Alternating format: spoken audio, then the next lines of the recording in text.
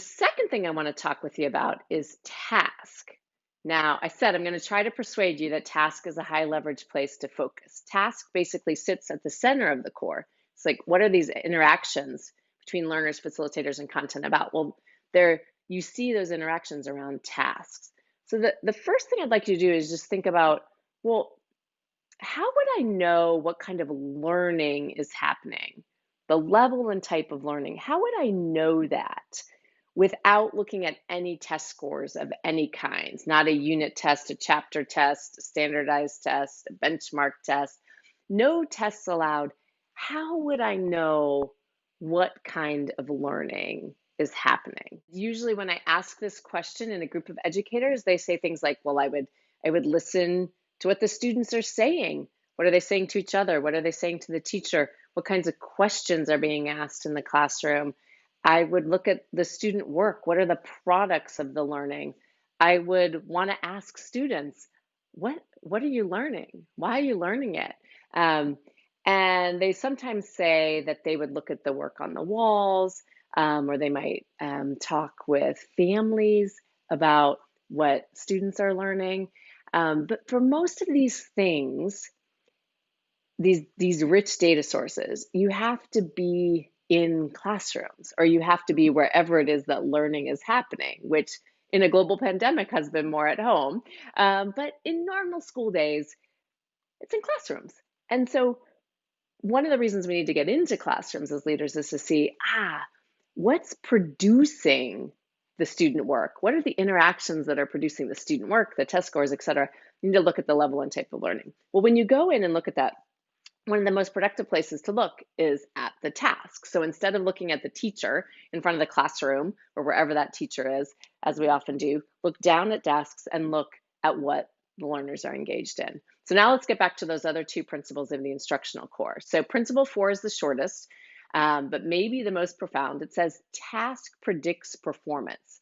The basic idea there is you don't actually need those test scores because all you have to do is look down at those tasks and see, what are students doing? And that's going to be a great predictor of what they're able to do based on being in school. Now, of course, students bring other talents and skills with them when they show up at school. So sometimes they can do more than the task. But from being at school, what we predict they'll be able to do is whatever we ask them to do. Principle 5 says the real accountability system is in the task that students are asked to do. Often when we talk about accountability in education, we're talking about externally imposed accountability. But that's not how most students experience it.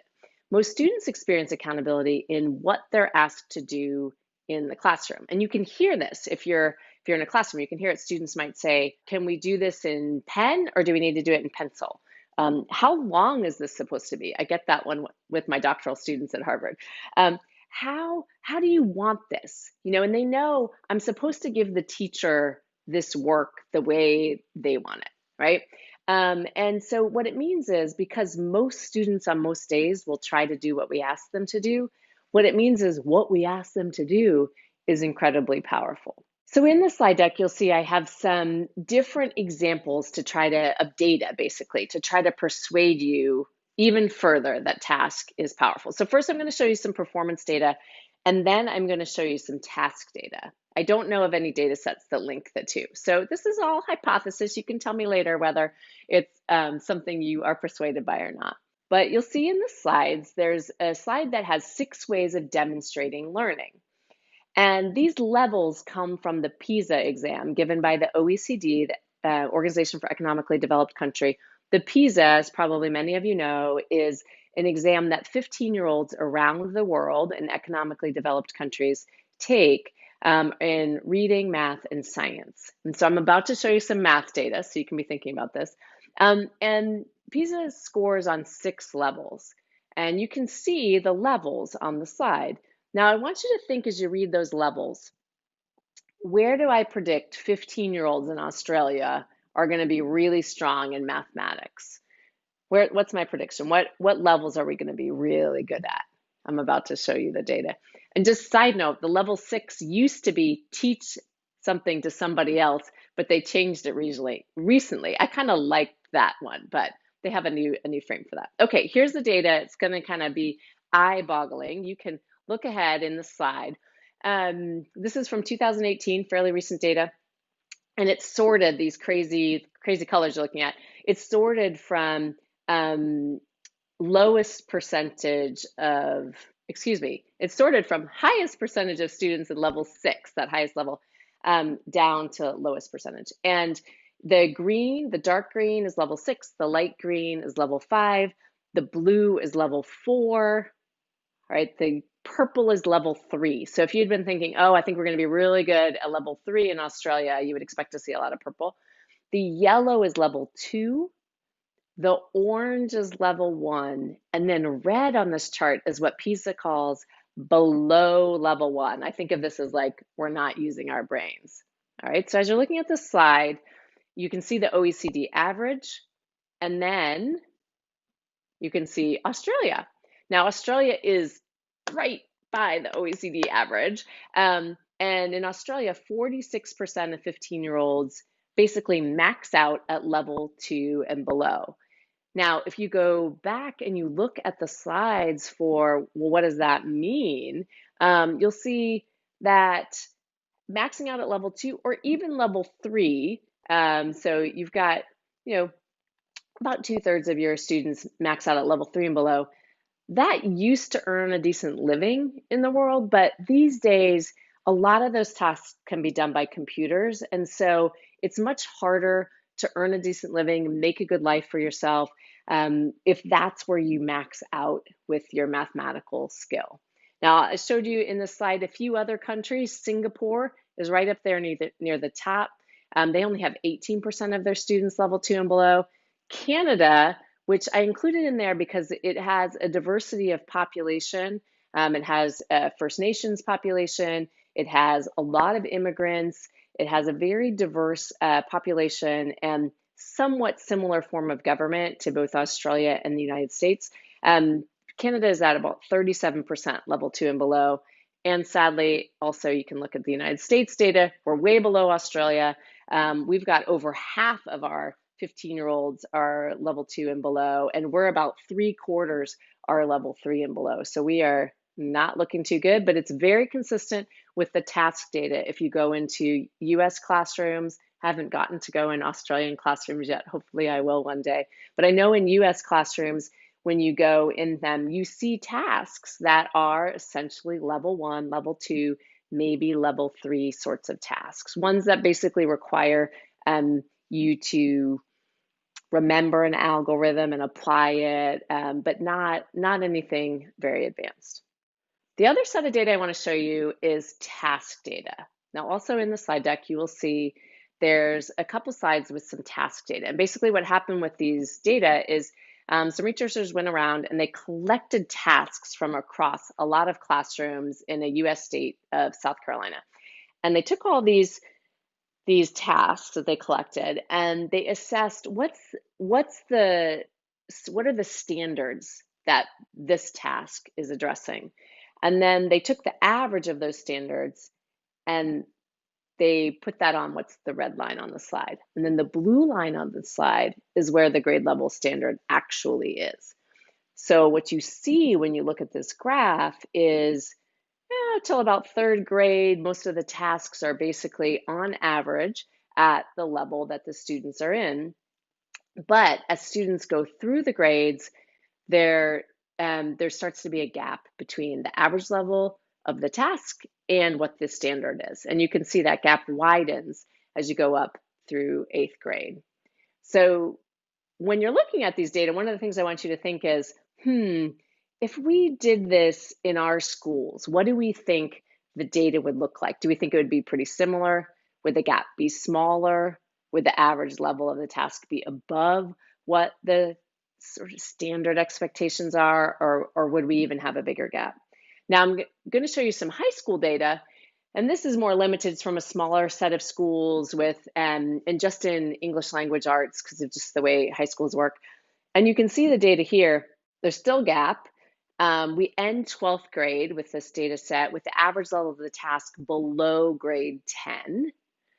And you can see there's not much difference between grade 11 and grade 12 in terms of the level of the task. Now remember, this is task data, not performance data. So we don't know from these data how well students would do. But if you buy my hypothesis that task predicts performance, you would expect we would not be seeing performance above 10th grade from coming to school, which then kind of go, really, is that possible? And then you think, so what happens after kids graduate from high school? So some go into the military, um, some go to work, and some go to post-secondary education. And a lot of the feedback we educators get from employers, from colleges is, what are you doing? Like these youth are not prepared as they need to be for work. Now, I don't have the graphs together because it's a little bit apples and oranges, but if you put them together, you would see, that eighth grade, that they're ending with the average level of the task being a low sixth grade task, 6.3, and the ninth grade is starting at 7.82. So if you're a learner going through that system, you transition from eighth grade to ninth grade, all of a sudden the level of the task has gone up a grade and a half, which if you're a learner, that's by far the biggest jump you've had. Usually you've been going up about 0.75 of a grade level in expectation between grades. And now all of a sudden it's a grade and a half. And we know how important the ninth grade year is for predicting what your high school trajectory is going to be and your success beyond that. So imagine you're the learner and all of a sudden the expectations get ratcheted up that much. Meanwhile, of course, you're the teacher. I was a middle school and high school teacher a while back. And you're a teacher and you're saying, like, what are the middle school teachers like me doing with those children? And each level, we're like, what are the people doing with those children? And the answer is, we're not giving them challenging enough tasks. The other resource I provided for you was a really interesting report from TNTP, which used to be called the New Teacher Project. Now it just goes by TNTP. They did more recent data than the South Carolina data, where they went around and analyzed tasks all over the United States in many, many different classrooms and essentially found some pretty appalling things. Like students successfully completed the task 71% of the time, but only 17% of the time was it actually on grade level. So kids will really try to do what we ask them to do, but we're not usually asking them to do grade level work.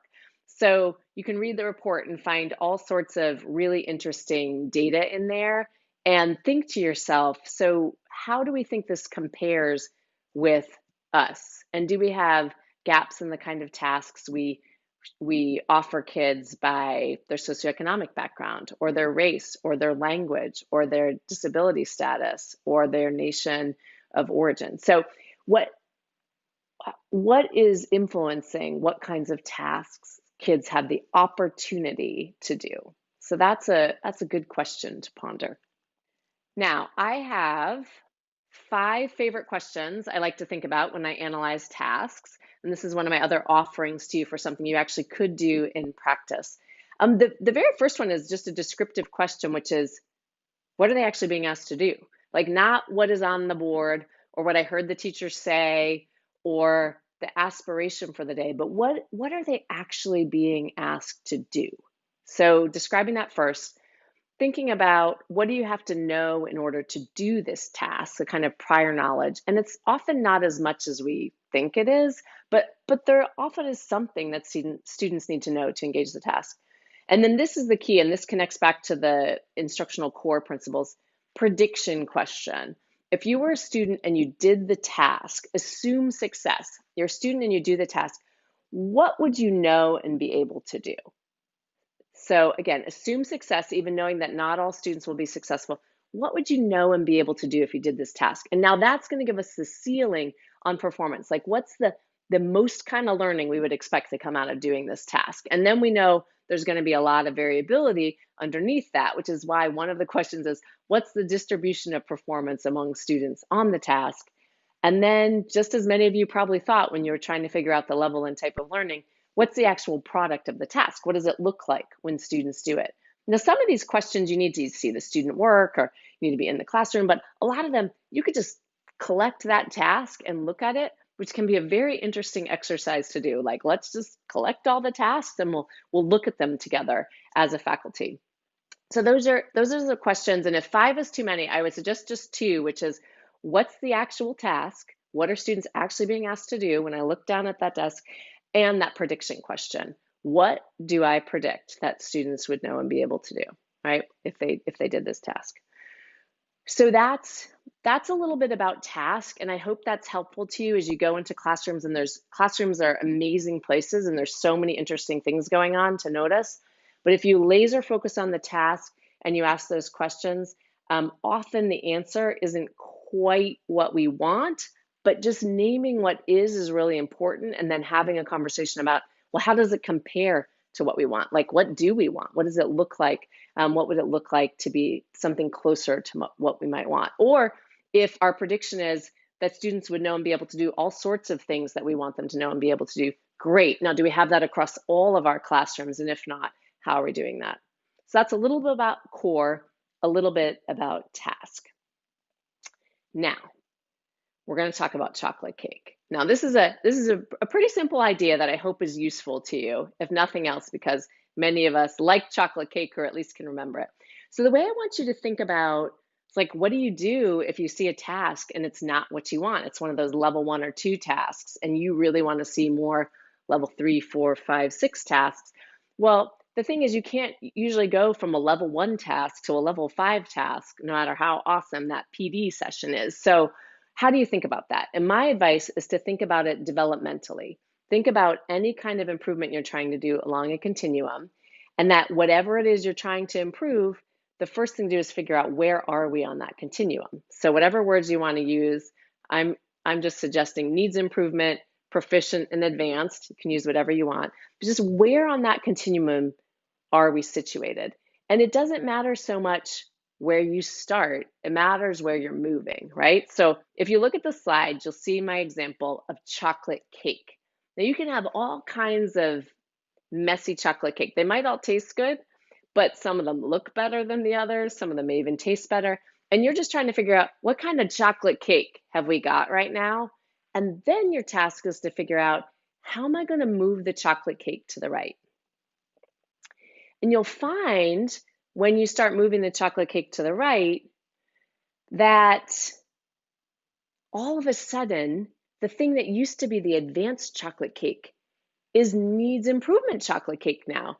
And now there's this amazing advanced chocolate cake that looks like it's for a wedding that you couldn't even see before from where you were. It's too far away. It's sort of like climbing a mountain where you can be climbing a mountain and you're looking up and you think, ah, that's the top of the mountain. And then you get up to that point and you're like, oh, wait, I just couldn't see the rest of the mountain. There's more mountain there, right? So I think improvement is really like that. And so your task is not to try to figure out, how do I get from the bottom of the mountain to the top in a single bound? Or how do I get from a level 1 task to a level 6 task in a single bound? It's to think, what do we need to do to move this chocolate cake to the right? So if I've got a really low level math task, can I help the teachers and students know how to engage with maybe showing different answers and how they got those answers, or answering a question about their thinking that stretches out from the task we've got while we learn how to make other kinds of tasks. All right, so chocolate cake, move the chocolate cake to the right. I know everything is very hard right now. It's hard to lead anyway. I was a school leader, school principal, been in different kinds of leadership roles. Right now, I lead an initiative called Reach Every Reader, and it's across 3 universities, and we have about 55 people on the team, um, and it's hard. It's hard when you're in a crisis. It's hard just the daily complexity of trying to help every child learn. So I'm so grateful for the work you're doing. I hope that this notion of the core, the heart of our work, focusing on task, move that chocolate cake to the right, and oh yeah, I can use meetings just a little bit better, and that's going to help us. I can move meeting chocolate cake to the right too. I hope all of that is helpful to you as you do the really important work of leading learning. And now I'm going to close with a couple of quotes. The first is from Ruben Alves, which I just picked because of the times we're in, and that I think hope is so important even while we acknowledge all the complexities of reality. He says, hope is the presentiment that the imagination is more real and reality less real than we had thought. It is the sensation that the last word does not belong to the brutality of facts with their oppression and repression. It is the suspicion that reality is far more complex than realism would have us believe, that the frontiers of the possible are not determined by the limits of the present, and that miraculously and surprisingly, life is readying the creative event that will open the way to freedom and resurrection. So I hope that this crazy moment we're in opens up possibilities around learning that weren't there before, and that you take care of yourself well enough to be able to help others embrace those possibilities. My last quote for you is by Audre Lorde, and she says, "When I dare to be powerful, to use my strength in the service of my vision, then it becomes less and less important whether I am afraid." These are fearful times, and yet you're a leader of learning, and learning is one of the most joyful, hopeful things there is. So I hope that you can dare to be powerful, that you can be courageous in your leadership, and that learning is something that is happening for you, for all of the learners you serve, adults and children. Thank you for listening.